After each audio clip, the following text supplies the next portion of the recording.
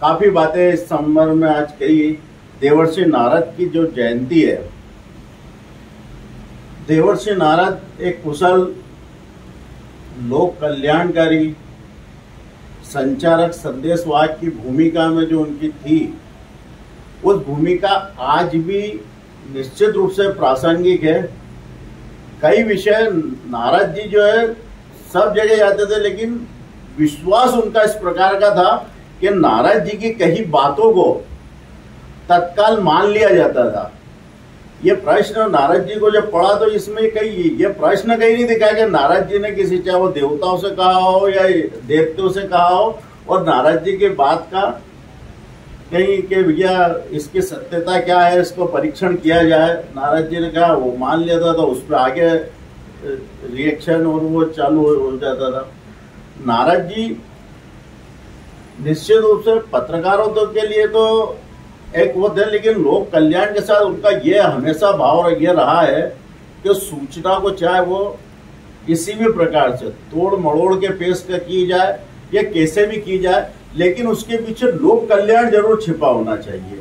अंतोगतवा इसका अंत है वो शुभ निकलना चाहिए, एक अच्छा अंत इसमें आना चाहिए कई बार। और उनके विश्वास का कारण यह था कि नारद जी जब भी सूचना को आदान प्रदान करते थे तो वो समान रूप से इस बात का ध्यान रखते थे कि शासक हो, प्रजा हो या ब्यूरोक्रेसी हो, ये इन सब में अहंकार नहीं आ जाए।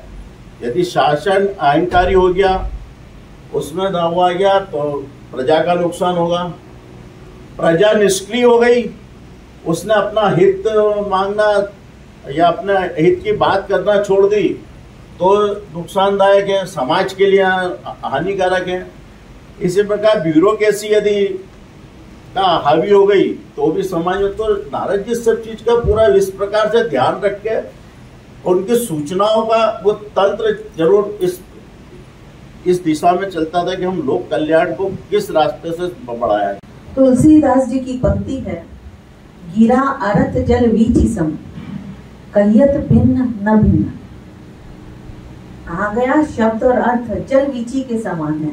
वीची न लहर, समुद्र में लहर उत्पन्न होती है और लहर को हम समुद्र के जल से अलग करके नहीं देख सकते।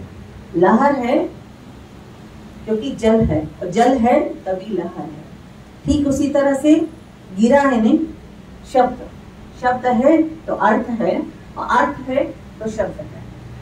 तो शब्दार्थ को भी नमन करती हूँ, उनकी जयंती है। और स्कंद पुराण में 22 श्लोक हैं जो नारद जी की को जो उन 22 श्लोक में नारद जी को प्रणाम करते हैं भगवान कृष्ण। उनमें से एक श्लोक है, श्लोक यह है, उत्संगा ब्राह्मणो जातो यस्या हंता न विदते, अगुप्त श्रुति चारित्रम नारदम तम नमाम्यहम्।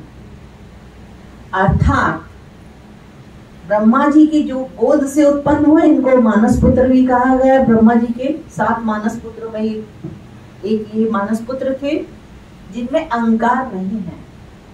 कहा गया जिनमें अहंकार नहीं है, जिन्हें अगुप्त शास्त्र का ज्ञान है, ऐसा जिनका चरित्र है, उन नारद जी को मैं प्रणाम करती हूँ। में देवर्षि सिर्फ एक है, वो देव भी हैं लेकिन उनका आचरण ऋषियों वाला है, इसीलिए वो देवर्षि कहलाए।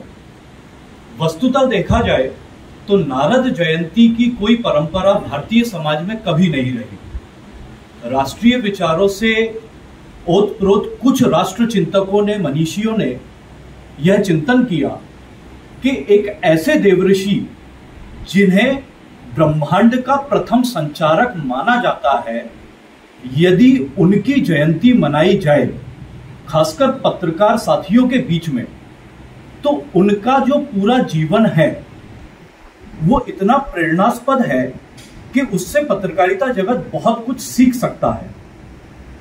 आप देखिए, देवर्षि की जब हम कल्पना करते हैं तो एक ऐसा देव जिनका ब्रह्मांड के समस्त लोकों में समान रूप से आदर, सत्कार एवं उनकी बात को गंभीरता से मानने का एक क्रम रहा है। एग्जिट पोल 2024 1 जून शाम 6 बजे से, लोकसभा चुनाव के नतीजे 4 जून सुबह 7 बजे से। देखिए चुनाव नतीजों से जुड़ी हर खबर सबसे पहले, सबसे सटीक, केवल अमर उजाला पर, amarujala.com।